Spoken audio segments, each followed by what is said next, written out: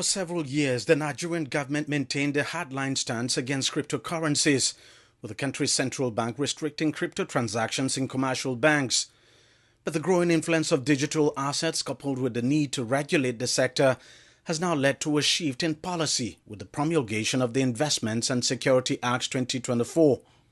The new law recognizes virtual digital assets and investment contracts as securities and brings virtual asset service providers, digital assets operators and digital asset exchanges under the regulatory supervision of the country's Securities and Exchange Commission. The legal recognition is very, very important.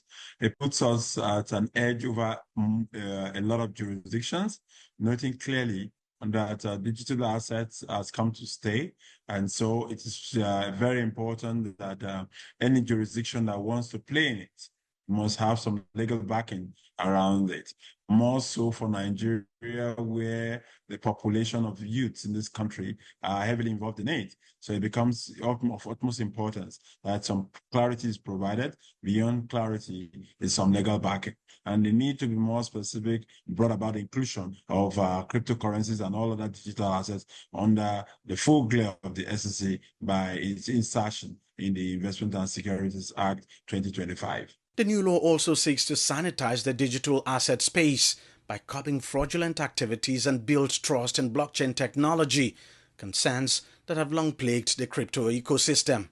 Investors can now expect improved transparency and accountability from the virtual asset service providers and the digital asset service providers. This is very, very critical. When there is no law, then there is no violation. When there is law, there is violation.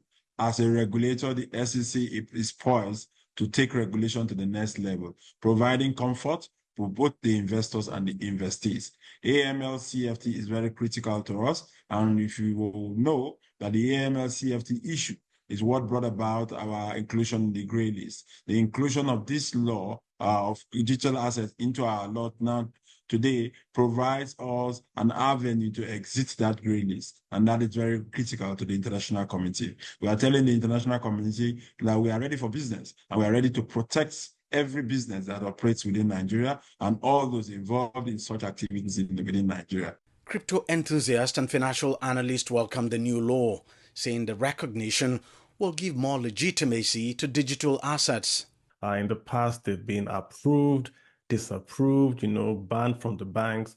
But I think with the Securities and Exchange Commission saying that, listen, we have you now in our act that you are, should we say, formalized, it does give them that stamp of authority and authentication, which is going to be like a big, big, big plus for them because they've been trying to, be mainstream more or less.